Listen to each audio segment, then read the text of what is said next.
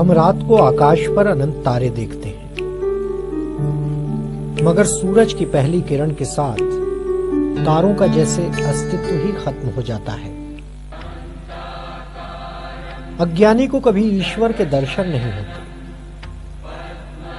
जो मानते हैं, जो आस्तिक हैं, उनके लिए ईश्वर है, अल्लाह, प्रभु यीशु और वाहिगुरु कण कण में बसे हैं। उस मनुष्य का जीवन व्यर्थ है जिसने मानव योनि में जन्म लेकर कभी ईश्वर को पाने की चेष्टा नहीं की। वैसे भी कहा गया है, जाकी रही भावना जैसी, प्रभु मूरत देखी तिन तैसी। ईश्वर एक है। जिस पत्थर में मीरा को श्याम नजर आते हैं, उसी पत्थर में तुलसीदास को भगवान राम दिखाई पड़ते हैं। हर संस्कृति में परमेश्वर की परिकल्पना ब्रह्मांड की संरचना से जुड़ी हुई है। आज सुबह से ही धर्म से जुड़ी बातों पर अपने सहयोगियों से चर्चा होती रही। इसी कारण मैंने सोचा आज कहीं ऐसी जगह चलूं जहां मन को शांति के साथ साथ परमपिता परमेश्वर के दर्शन हो जाए।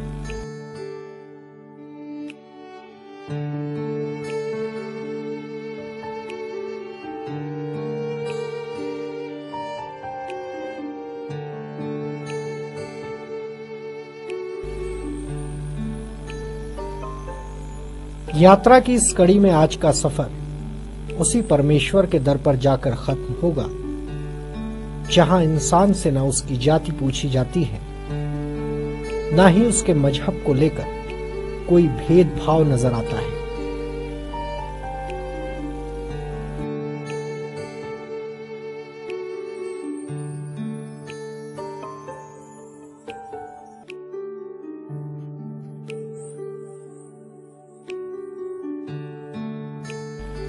मैं ये मानता हूं, जो इंसान है वो हर दर पर केवल आस्था से शीश नवाना जानते हैं। आज मैं अपने साथियों के साथ कोरबा से रिजती होते हुए कोरकोमा गांव पहुंचा। मेरे लिए ये शहर नया और अनजाना है। इस कारण कोरबा जिले के भूगोल से ज्यादा वाकिफ नहीं हूं। साथियों ने बताया, कोरकोमा गांव से करीब 3 किलोमीटर जंगल के भीतर से होते हुए पहाड़ पर शंकर खोला है, जहां के अतीत का जिक्र रामायण में उल्लेखित है। कोरबा जिला मुख्यालय से महज 23 किलोमीटर दूर कोरकोमा पहुंचने से पहले एक जगह वन महकमे का चेक पोस्ट नजर आया। इस बैरियर को देखकर साथियों ने मुझसे कहा, बस थोड़ी ही दूर पर वो पुण्य भूमि है जहां की मिट्टी आस्था की खुशबू का एहसास कराती है।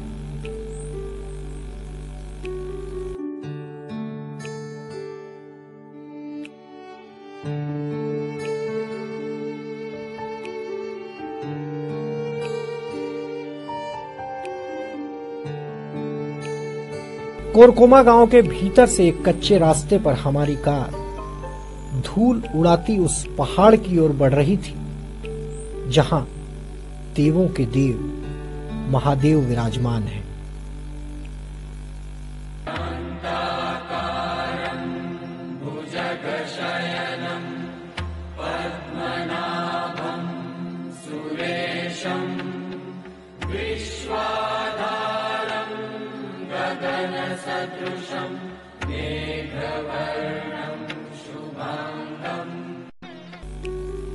पहाड़ से करीब 500 मीटर की दूरी पर ही हमको अपनी गाड़ी छोड़नी पड़ी। कच्चे और पथरीले रास्ते पर हमने आगे बढ़ना शुरू किया ही था कि महादेव के भक्तों की भीड़ पूरे इलाके में नजर आना शुरू हो गई।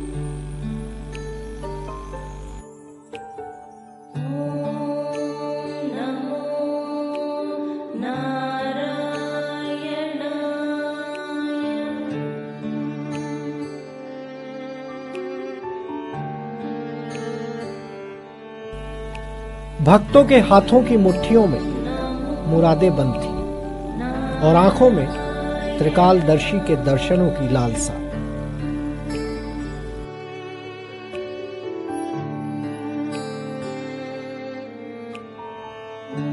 हजारों मीटर की ऊंचाइयां चढ़कर नीचे उतरे भक्त इसलिए खुश थे क्योंकि भोले बाबा के दर पर मुरादों की अर्जी सुनवाई के लिए लगा आए हैं।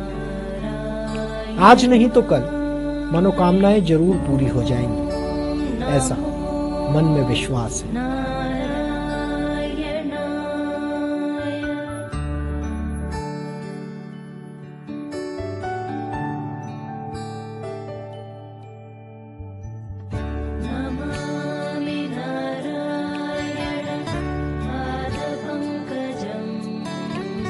हमने भी उस त्रिपुरारी के जयकारे मन ही मन लगाए और ऊंची पहाड़ियों पर चढ़ने लगे।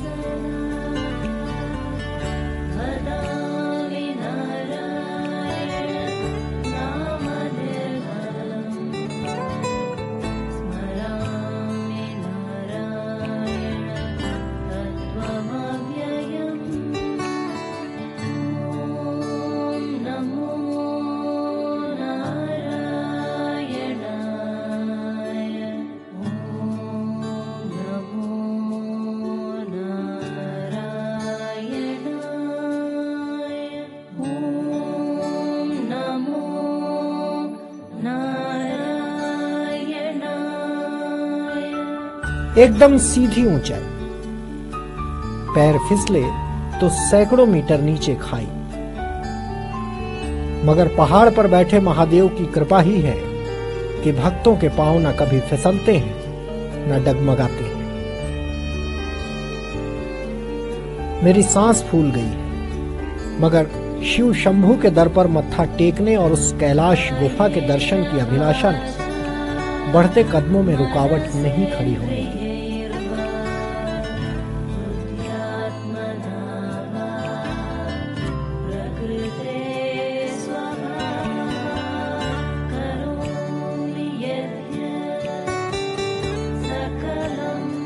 पहाड़ पर बैठे कैलाश के दर पर जाने से जैसे ही मेरी नजरें इस शिवलिंग पर पड़ी,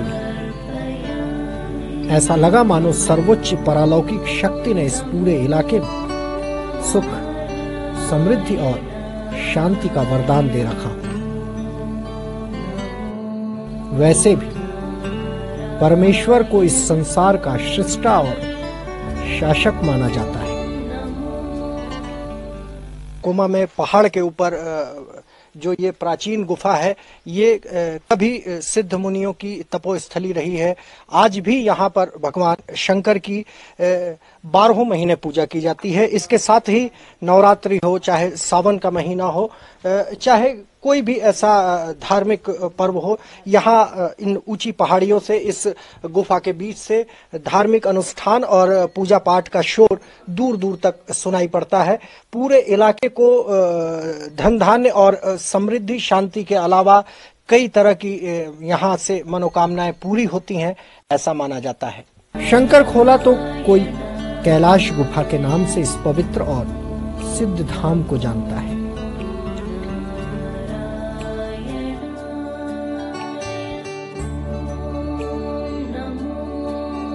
हजारों साल पुराना अतीत जितना सिद्ध और समृद्ध बताया जाता है, वर्तमान भी उतना ही फलदायक नजर आता है।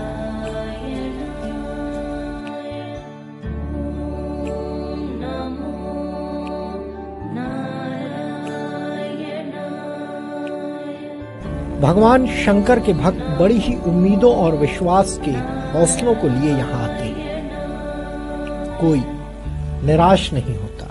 बहुत दूर दूर से आते हैं, बहुत बहुत दूर से आते हैं। सभी की श्रद्धा भक्ति पूरा हो जाती है, भगवान कृपा करते हैं। बहुत बहुत धोरिया से इसका नाम है, कैलाश गुफा इसका नाम है। जी कहते हैं इस दर पर सच्चे मन से मांगी गई हर मुराद पूरी होती है।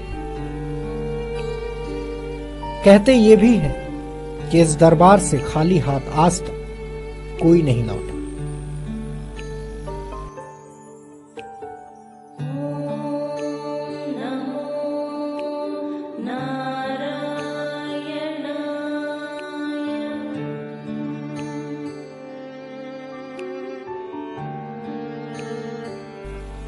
इस गुफा के भीतर ब्रह्मा, विष्णु, महेश भी विराजित हैं।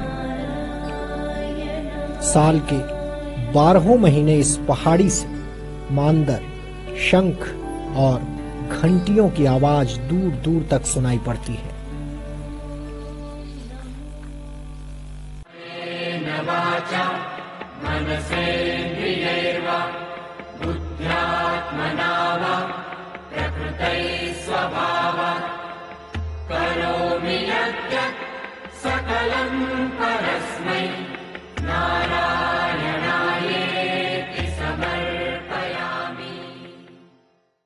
कई मान्यताएं, कई धार्मिक बातें इस बात का प्रमाण देती हैं कि ये भूमि ऋषि मुनियों की तपोभूमि रही है। यहाँ सुतिष्ठ मुनि ने कईयों साल तक तपस्या की है।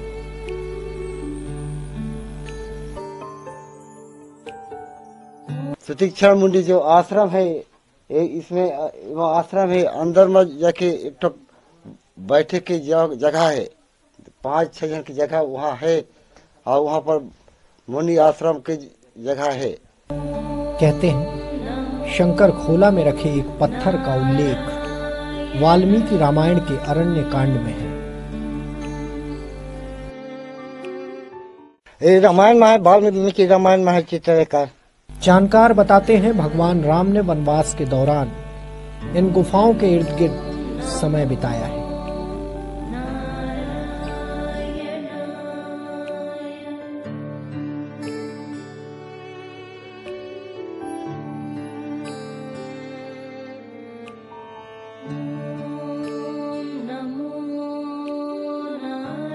भगवान राम को इन्हीं गुफाओं के भीतर सुतिष्ठ मुनि तपस्या करते भी दिखे थे।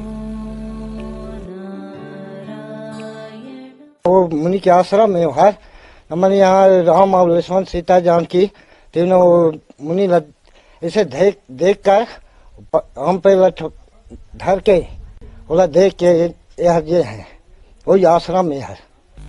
कैसी भी बीमारी हो, 7 बार अगर इस गुफा की परिक्रमा कर ली इंसान ने तो उसके सारे कष्ट, सारी तकलीफें दूर हो जाती हैं।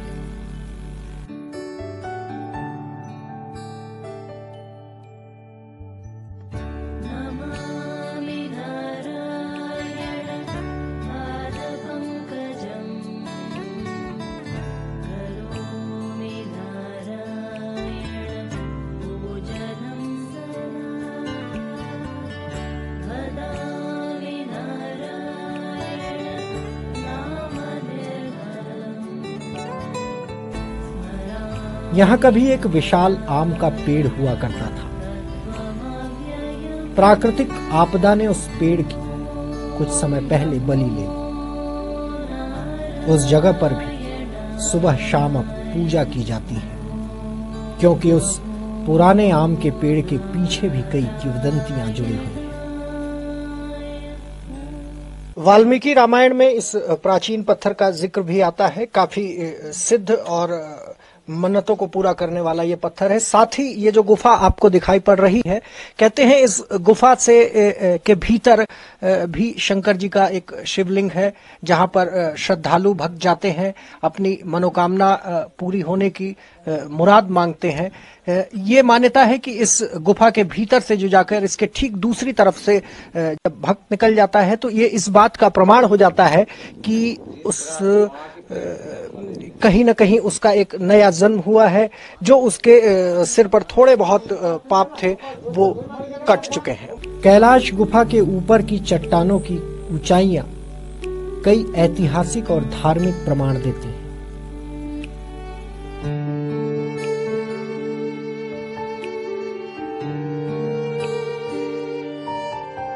हमने भगवान ब्रह्मा, विष्णु और महेश से सभी के सुख, समृद्धि और शांति की मनोकामना मांगने के बाद ऊपर चट्टानों का रुख किया।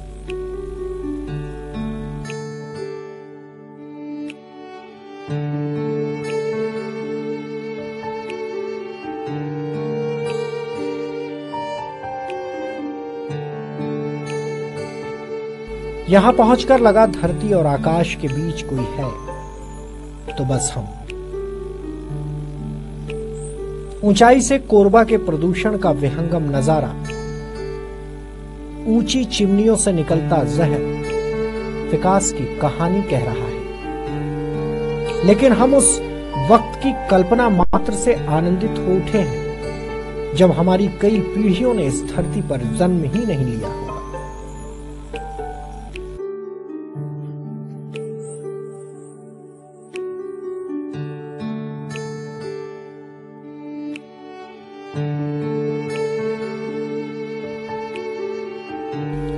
यहां पहुंचे एक नौजवान ने हमें बताया, इस जगह पर उस वाहन के पहियों के निशान मिलते हैं जिसमें रावण ने माता सीता का अपहरण किया था।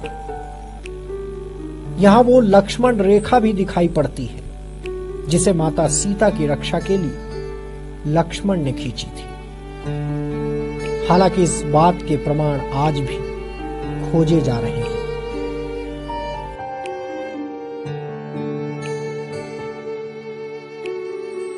आकृति है।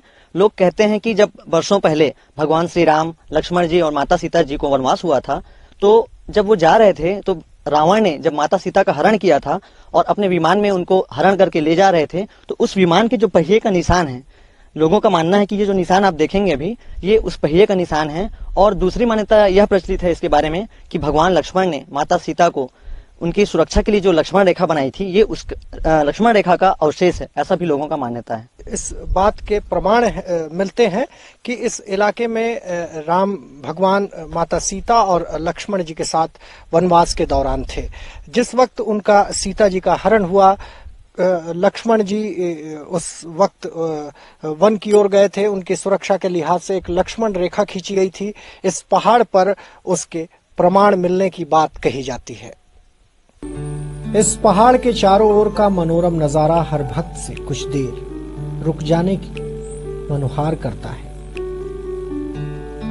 इन पथरीले पहाड़ों पर मौसमी फूलों की इठलाहट देखते ही बनती है।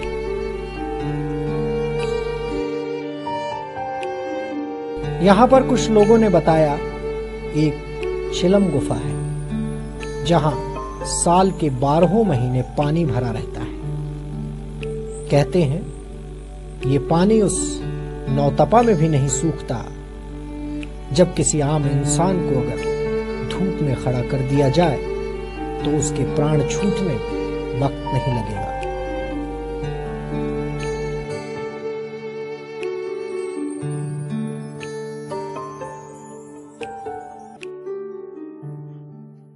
आकाश और पहाड़ी का ये सिरा एक दूसरे के बीच कुछ भी नहीं।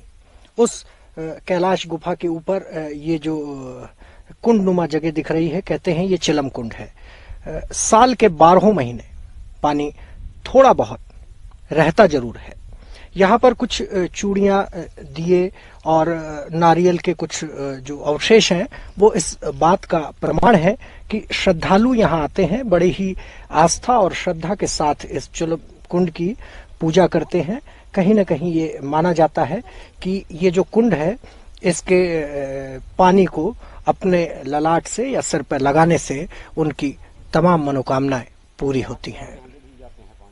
इस धाम के दर्शन करके मैं तो धन्य हो गया। मैं आस्तिक हूं, मगर आस्था के नाम पर ढोंग करने से परहेज रखता हूं। मैंने यहां कई बातें ऐसी गौर की जिसे देखकर लगा कई बार आस्था के नाम पर लोग कारोबार करना चाहते हैं। वैसे सच कहूं, आजकल ये फैशन में शामिल हो गया है। खैर, बेकार की बातों में क्यों अपना वक्त जाया कर रहा हूं।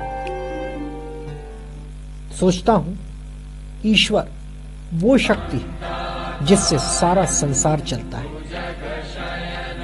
ईश्वर ही तो है जिसकी कृपा से अलग अलग फूलों में अलग अलग सुगंध आती है, जबकि एक ही मिट्टी और एक ही पानी में सारे फूल बड़े होते हैं। ये सोचता हुआ मैं पहाड़ से नीचे उतरने लगा।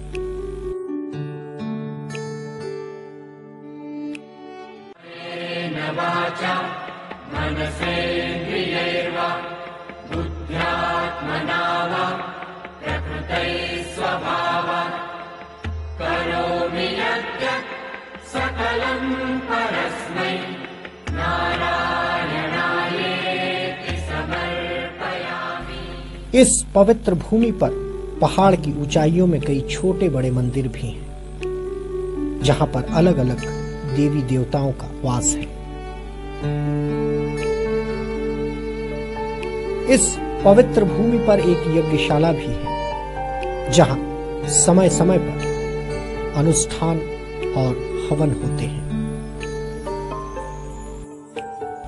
हमें यहां एक कुंड भी नजर आया, जिसमें से हमेशा पानी की धार बहती है, ऐसा लोग कहते हैं। हालांकि लोगों ने उस प्राकृतिक पानी के स्वरूप की अब शक्ल ही बिगाड़ दी है।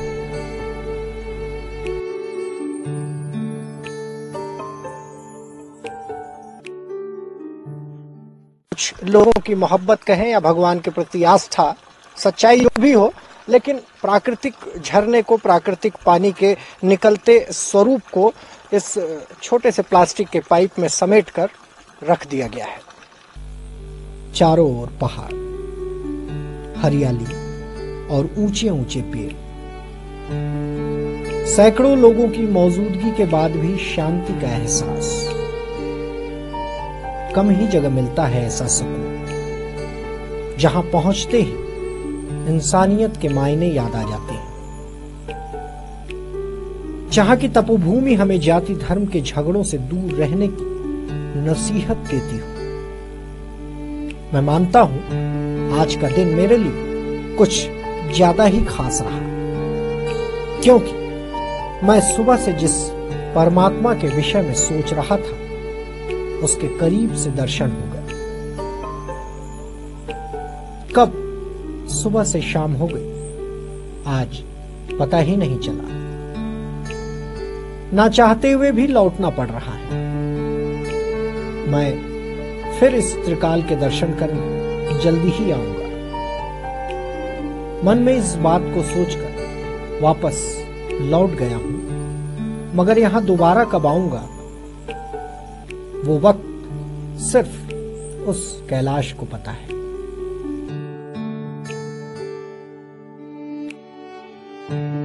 शाम होने को है, वक्त भी इस बात की गवाही दे रहा है कि अब इस पवित्र पहाड़ी, इस मन्नती इलाके से लौटने का वक्त हो चला है।